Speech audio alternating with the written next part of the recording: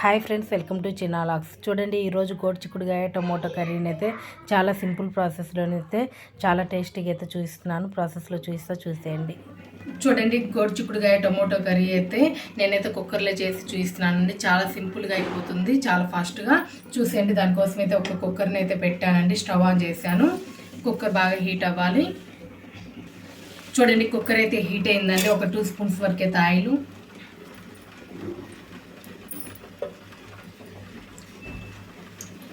Oil కూడా బాగా heat అవ్వాలి. చూడండి, ఆయిల్ అయితే బాగా హీట్ అయిందండి. కొంచెం ఆవాలండి. ఆవాలు చిటపట్లాడిన తర్వాతనే జీలకర్ర అయితే వేసుకోవాలి. చూడండి, ఆవాలు చిటపట్లాడే కొంచెం జీలకర్ర, పచ్చిపప్పు, మినపప్పు అవి వేసుకోవాల్సిన అవసరం లేదండి. ఒకవేళ మీకు ఇష్టమైతే వేసుకోండి. నేనైతే ఇప్పుడు వేయడం లేదండి.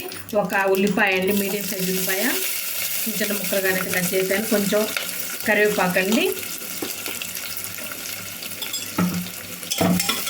లైట్గా వేస్తే సరిపోతుందండి. మంచి గోల్డెన్ బ్రౌన్ కలర్ రావాల్సిన అవసరం ఏం లేదండి.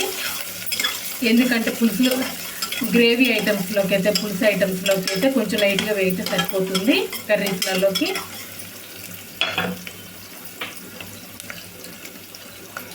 వేగడానికి కొంచెం సాల్ట్,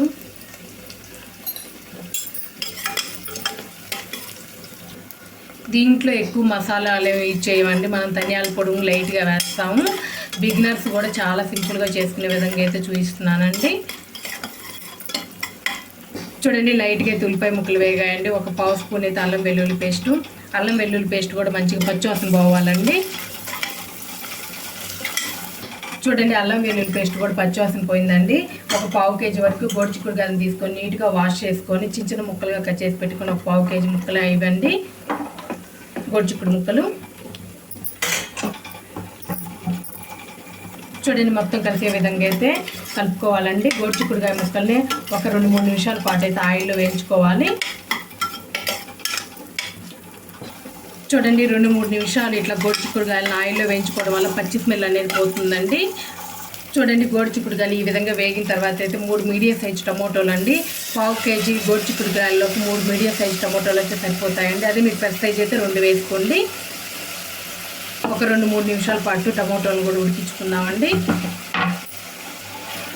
ఒకసారి బాగా కలుపుకొని ఉడికించుకున్నాము. ఇదిగోండి, కొంచెం పసుపు, టేస్ట్కి సరిపడా రాళ్ళు ఉప్పు అండి, గండుప్పు, 1 టీ స్పూన్ కారం అండి. టేస్ట్కి సరిపడా వేసుకోండి కారం కూడా. 1/2 టేబుల్ స్పూన్ అయితే ధనియాల పొడి అండి. కారం, ఉప్పు, ధనియాల పొడి ఇవన్నీ వేసిన తర్వాత ఒకసారి కలుపుకుందామండి. కారం, ఉప్పు, ధనియాల పొడి అయితే ముక్కలకి బాగా పడుతుంది. ఇట్లానే ఒక 2 నిమిషాలు ఉడికించుకొని అయితే వాటర్ పోసుకుందాము. చూడండి, ఇప్పుడైతే 3/4 గ్లాస్ వరకు అయితే వాటర్ అయితే పోస్తున్నానండి. మీ గ్రేవీ తగ్గట్టు చూసుకొని అయితే వాటర్ పోసుకోండి. ముక్క మునిగే వరకు వాటర్ ఉంటే సరిపోతుంది. ఇప్పుడు ఒకసారి ఉప్పు కారం అయితే చెక్ చేసుకోండి. చూడండి, ఒక చిటికెడు ఉప్పు సరిపోలేదండి, కొంచెం అయితే ఉప్పు వేస్తున్నాను. ఇప్పుడు మీడియం ఫ్లేమ్లో పెట్టుకొని ఒక 2-3 విజిల్స్ అయితే తెచ్చుకున్నామండి. హై ఫ్లేమ్లో పెట్టొద్దండి, మీడియం ఫ్లేమ్లోనే ఒక 2 నుంచి 3 విజిల్స్ వస్తే సరిపోతుంది. బాగా కుక్ అవుతుంది. చూడండి, 3 విజిల్స్ అయితే వచ్చాయండి. స్టవ్ ఆఫ్ చేస్తున్నాను. ప్రెషర్ మొత్తం పోయిన తర్వాత చూపిస్తాను. చూడండి, ప్రెషర్ మొత్తం అయితే పోయిందండి. మూత తీసి చూపిస్తున్నాను. చూడండి, మనం వేసిన ఆయిల్ పైకి తేలుతా చాలా చక్కగా కుక్ అయిందండి. ఇప్పుడు ఇట్లా కుక్ అయిన తర్వాత స్టవ్ ఆఫ్ చేసేసాం కదండి. ఇప్పుడు మళ్ళీ స్టవ్ ఆన్ చేసుకొని ఒక 2-3 నిమిషాల పాటు అయితే ఉడికించుకుందామండి.